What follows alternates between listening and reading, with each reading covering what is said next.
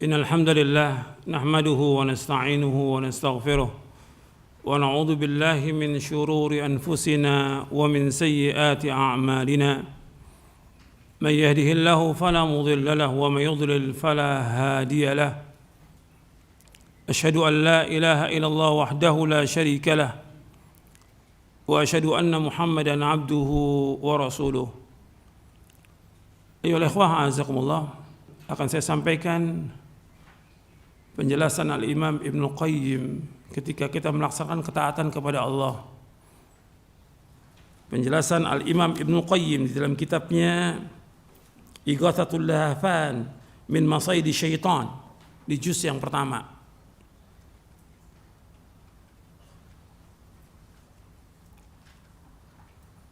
Imam Ibnu Qayyim berkata rahimahullah, kata beliau, wa haqqullahi ta'ala fi ta'ati sittatu umur. Wa haqqullahi ta'ala fi ta'ati sittatu umur. Wa hiya al-ikhlasu fil amal. Wa nasihatu lillahi fihi.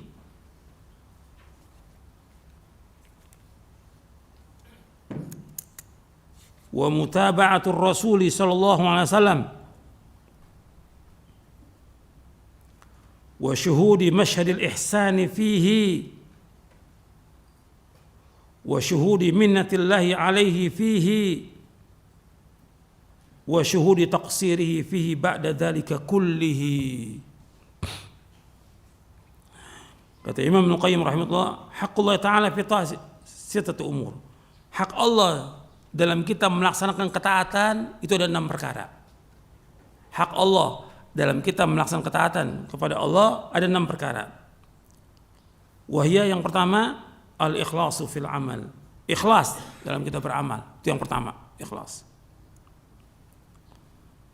Yang kedua, an-nasihatu lillahi fi. Itu nasihat karena Allah padanya. Artinya ikhlas dan jujur di sini. Ikhlas dan jujur. Yang ketiga, wa mutaba'atur Rasulullah SAW, itu ittiba, mengikuti Rasulullah sallallahu alaihi wasallam.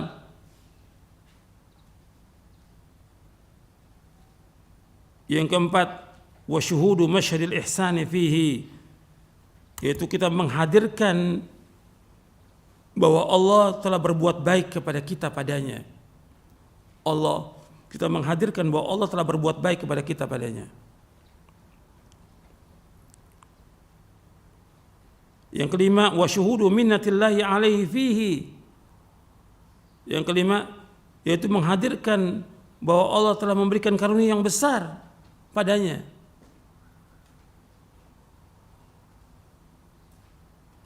Yang keenam, wa syuhudu taqsirihi fihi ba'da dzalika kulli. Yang keenam, kita menghadirkan bahwa kita ini adalah orang-orang yang lalai dalam melaksanakan ketaatan kepada Allah. Sesudah semuanya itu, kita menyaksikan bahwa kita ini lalai. Ini dalam kitab Ighathatul Lahafan di juz yang pertama yang takhrij oleh Syekh Albani dan tahqiq Syekh Ali Hasan rahimahumullah. Artinya hak Allah dalam kita melakukan ketaatan. Apakah itu sholat, apakah itu puasa, apakah itu haji atau yang lainnya. Yang pertama yang harus kita perhatikan, ikhlas. Ketika sholat, kita harus betul-betul ikhlas karena Allah. Ketika kita puasa, kita harus betul-betul menghadirkan keikhlasan, bahwa kita melakukan ini semuanya karena Allah, bukan karena manusia, bukan karena riya, bukan karena ingin dipuji atau disanjung oleh manusia, bukan. Qul inna salati wa nusuki wa mahyaya wa mamati lillahi rabbil alamin la syarika lahu wa bidzalika umirtu wa ana awwal muslimin. Sungguhnya salatku, ibadahku, sembelihanku, hidupku dan matiku karena Allah Rabbul Alamin. Enggak ada sekutu bagi Allah, diberikan aku perintah dan aku yang pertama Islam. Yang kedua, nasihat lillah. Artinya betul-betul kita ikhlas dan jujur dalam melaksanakan ibadah kepada Allah Subhanahu wa taala. Jadi Ibnu Qayyim menekankan di sini setelah ikhlas yaitu an-nasihah lillah, artinya betul-betul kita melakukannya karena Allah Subhanahu wa taala dan jujur. Sebab orang-orang munafik mereka melakukannya ibadah itu tidak jujur mereka. Tidak ikhlas dan tidak jujur mereka. Mereka riya dan tidak jujur. Yang ketiga, mutaba'atur rasul. Artinya dalam kita melakukan ibadah, apakah itu sholat atau puasa atau yang lainnya, kita wajib untuk ittiba kepada Rasulullah sallallahu alaihi wasallam. Sebab itu perintah, qul in kuntum tuhibbunallaha fattabi'uni yuhibbukumullah yaghfir lakum dzunubakum wallahu ghafurur rahim. Dalam surah Ali Imran ayat 31 disuruh kita untuk ittiba kepada Rasulullah. Di dalam kita ibadah ini yang kita ikut Rasulullah. Yang kita ikut Rasulullah. Bukan orang banyak, bukan tokoh agama, bukan masyayikh, bukan yang lain. Yang kita ikut Rasulullah SAW. Sebab kita akan ditanya oleh Allah nanti ketika kita di liang kubur. Wa man nabiyuka. Dan akan ditanya nanti di hari kiamat juga. Bagaimana kita ittiba tidak kepada Rasulullah sallallahu alaihi wa ala alihi wasallam. Ini penting dalam kita beragama. Kalau kita lihat banyak orang yang tidak ittiba, mengikuti banyaknya orang atau tokoh-tokoh agama. Yang kita ikut Rasulullah SAW. Yang keempat, syuhudu masyadil ihsan. Kita menghadirkan bahwa Allah ini sudah berbuat baik kepada kita. Kita ini bisa sholat aja, Masya Allah, nikmat dari Allah. Yang memberikan nikmat ini semuanya Allah SWT. Allah berbuat baik kepada kita. Ketika kita masuk Ramadan, Allah bisa menyampaikan, Allah menyampaikan kita kepada Ramadan, itu luar biasa. Artinya kita bisa melaksanakan puasa itu. Ini semuanya karunia dari Allah. Dan Allah berikan semua kepada kita, semua kebaikan. Makanya kita disuruh untuk berbuat kebaikan. Wa ahsin kama ahsanallahu ilaik. Berbuat baiklah sebagaimana Allah berbuat baik kepada kamu. Ya Allah sudah banyak berbuat kebaikan kepada kita. Yang kita wajib bersyukur kepada Allah Ta'ala. Kita bisa ngaji, bisa nuntut ilmu, kita bisa sholat, kita bisa puasa. Ini semuanya dari Allah. Ditekankan lagi oleh Ibnu Qayyim yang kelima, syuhuru minnatillahi alaihi fihi. Menghadirkan bahwa ini semuanya karunia Allah, pemberian Allah semuanya ini. Bahwa kita ini nggak punya apa-apa, kita lahir nggak bawa apa-apa, tapi Allah yang berikan semuanya.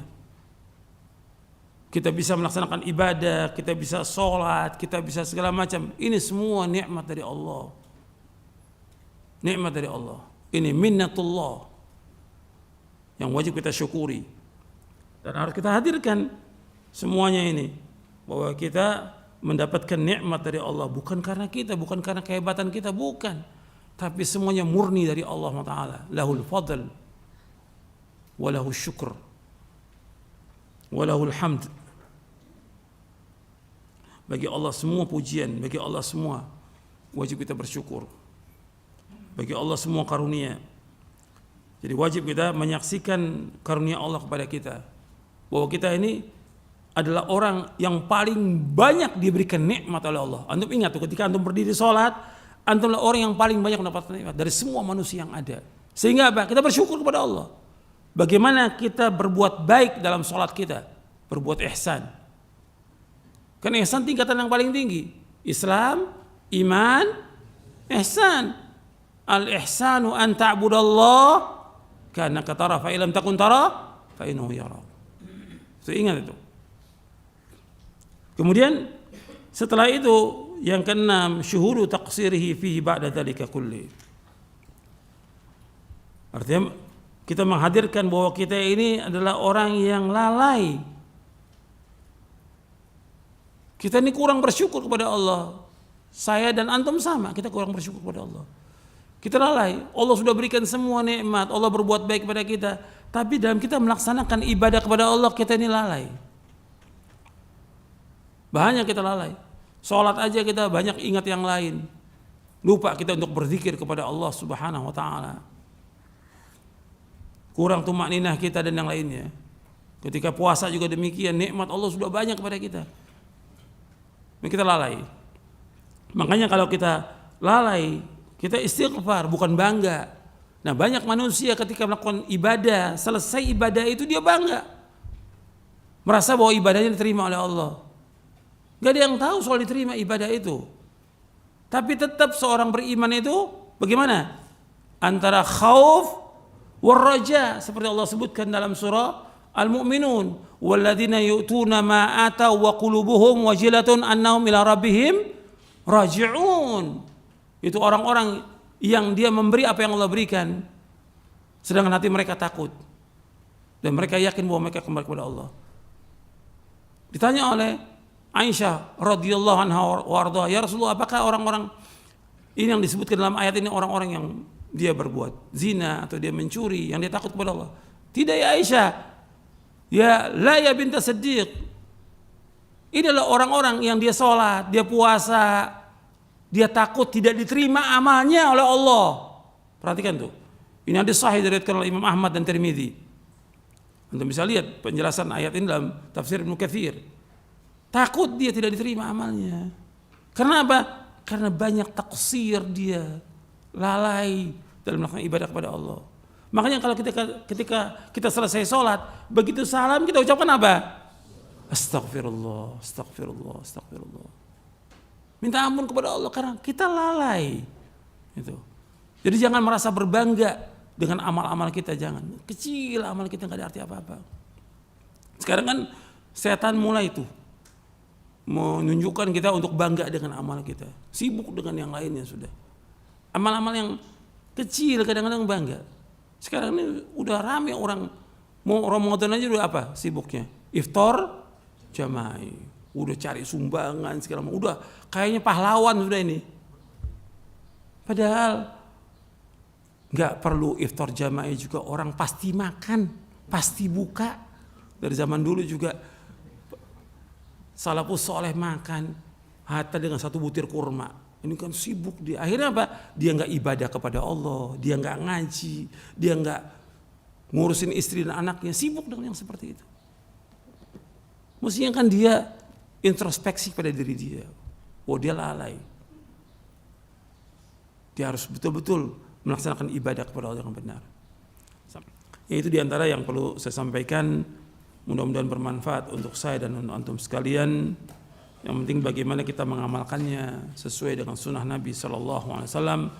Wa sallallahu Muhammadin sallallahu alaihi wasallam wa akhiru da'wana alhamdulillahirabbil alamin.